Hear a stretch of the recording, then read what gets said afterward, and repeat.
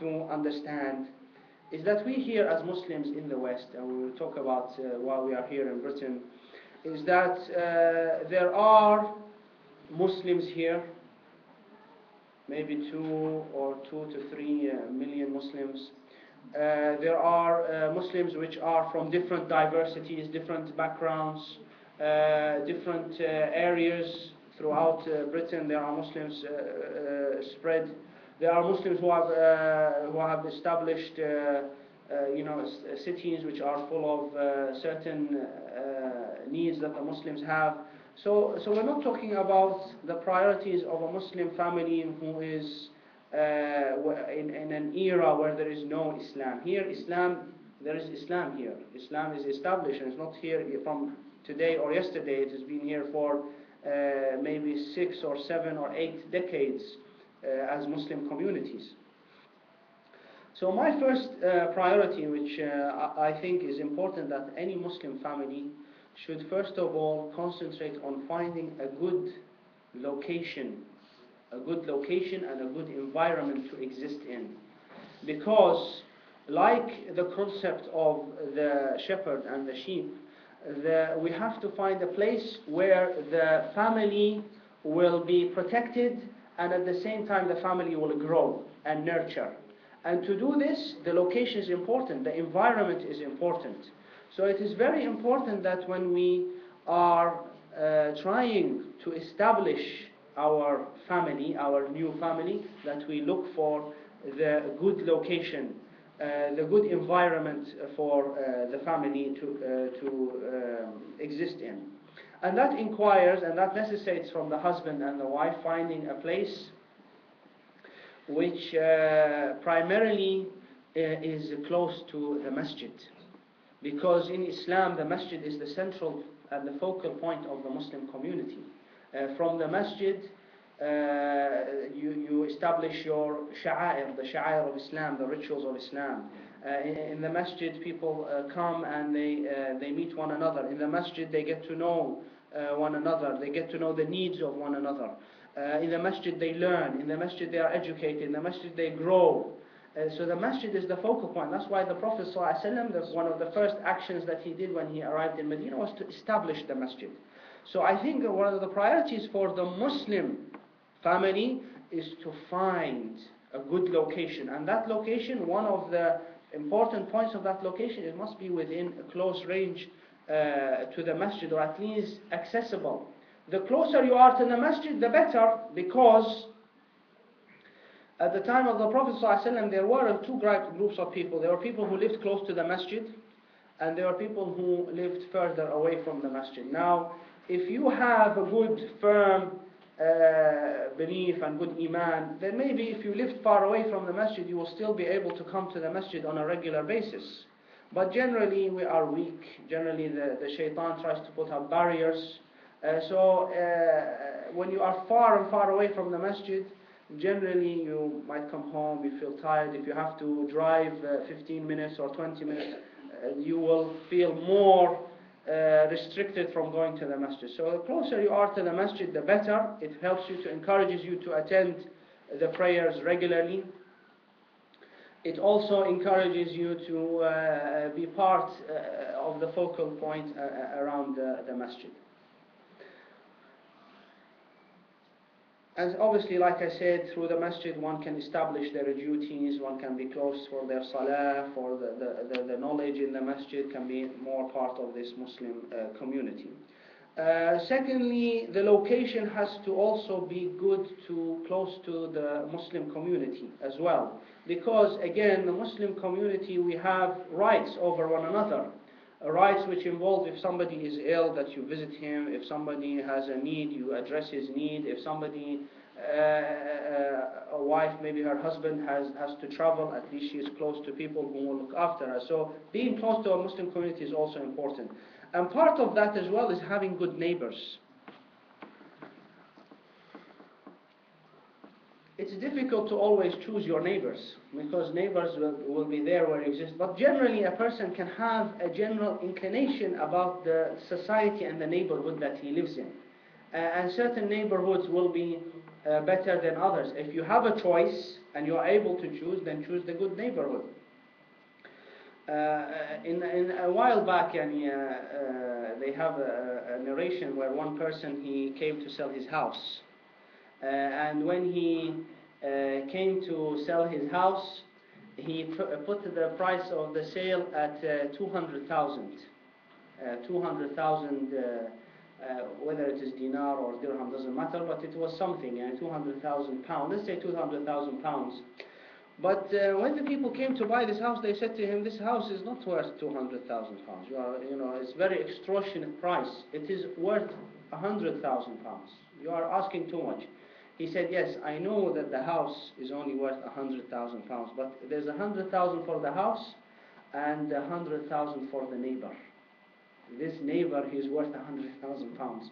And this is, subhanAllah, although it is maybe something that we mention as a story, but it is a reality. Sometimes your neighbor can make your life, as you say, can be very pleasant, very happy, because they ask about you, he helps you, or at the very least, he doesn't harm you.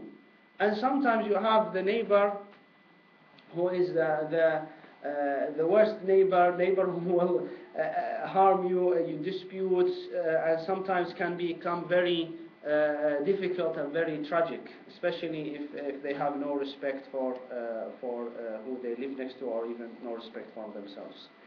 So this is part of finding a good location. And also part of finding a good location is finding an area where the children will find good schools.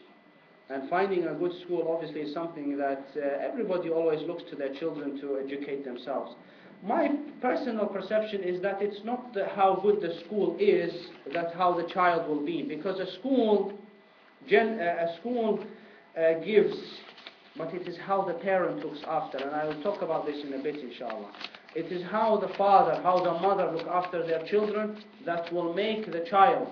Because a child can go to an Islamic school, a Muslim school, and he can be in a Muslim community, and he can be within masjid, and he can be the worst of the people. He can be a drug dealer or a criminal, even though he has gone to it can happen. And there are people who live in Mecca and they don't pray, they don't do salah, they don't go to Hajj. So it's not just where you live, there are many factors, and it's really how much effort you put into your family that will come out. But the environment is important. Because if you put someone, even if they are very good, and you look after them, they will still be affected. And as you know, a school, the child spends much time in their school. Most of their awake hours will be spent in school. So the company in the school, the type of education in the school, the atmosphere will always affect the child. So the first priority, I think, is that for a Muslim family, when they have a choice, is that they should find a good location. And sometimes a good location means paying money. A good location means paying extra rent. A good location means that you have to sacrifice.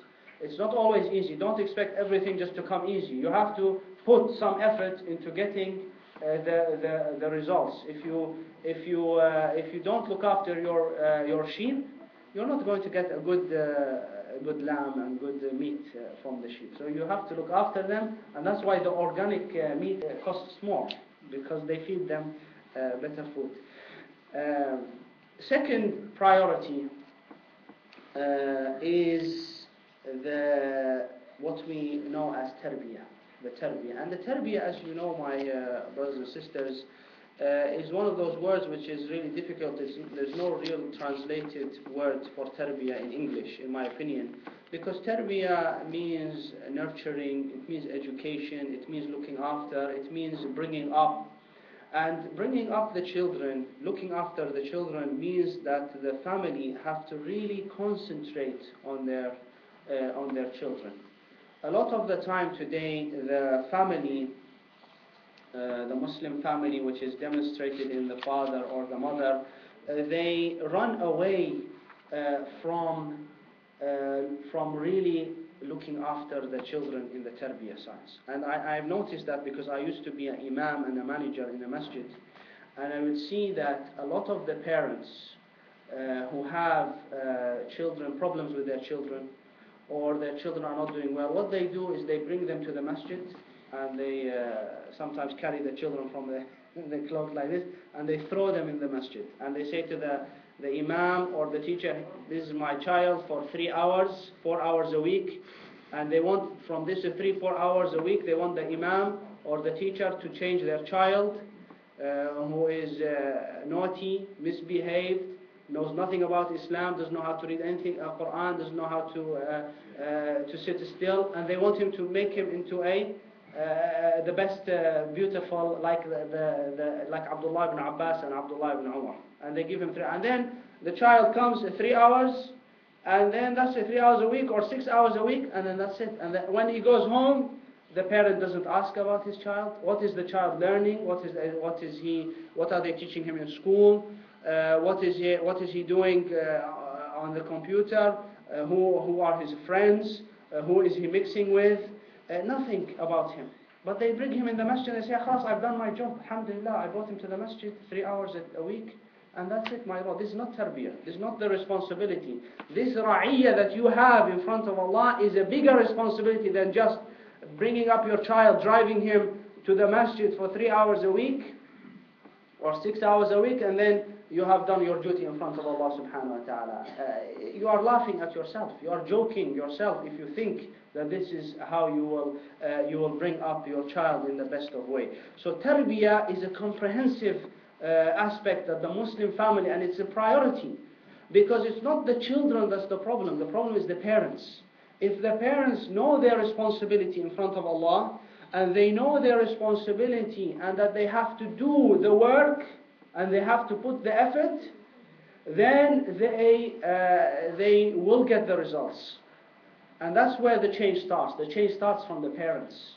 And that's why, like I say, I repeat that this is a very good step that the brothers who are organizing this program have taken to enlighten us about our responsibilities, because if we don't talk about our responsibilities, we never will address it. So it's very important that the Muslim family looks at addressing the needs of their children Islamically, making sure that they know their deen. Some children, they just grow up and their parents just expect the child, as he is growing up, that he will learn things by himself. No, when a child changes, this age of 12 to 15 is a very important stage in the child's life. They are changing and they have to know ahkam, they have to have rules. No longer are they just, from being a sabi who is not burdened by the sharia ahkam to being a baligh. Now he is burdened by the ahkam of the sharia. He is mukallaf. He is asked now, how is his wudu? How is his salah? Does he know what makes the salah? Does he know what breaks the wudu? Does he know about ghusl and how to do ghusl properly? Does he know what necessitates ghusl? Does he know what the najasat are? Does he know lots of ahkam? And for the women there are more ahkam. So our responsibility as parents within the society extends further than just making sure that our child comes to the masjid, or that he is just, it is time for Asr. Muhammad, have you prayed Asr? Yes, I have, and that's it. You have a responsibility that, not just saying, have you prayed Asr? How has he prayed? Has he prayed properly? A lot of children and adults, they don't know simple things in the salah which nullifies the salah. Simple things which they don't know about the salah which makes the salah correct or not. We have to respond. And if you don't know, you have to teach them. And if you don't know how to teach, you take them to the imam and you let the imam teach them. And that's why you have to be near a masjid. If you are not living near a masjid, your children will not know how, you don't have a person to refer to. And I remember one brother telling me a story of a Muslim who came and lived here in Britain, and again he chose to live away from the Muslims, because he said, Muslims are headache, they are bad. And he's a Muslim.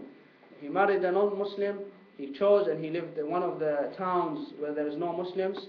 And when he died, his children, they knew their father was a Muslim, but they didn't know anything about what to do. He's dead now. What do we do with him? How do we bury him? How do we wash him? They didn't know. So they said, I think we can just, burn him. cremate. We cremate him, and that's how they cremated him, and they threw the ashes somewhere, and that's it. Because he chose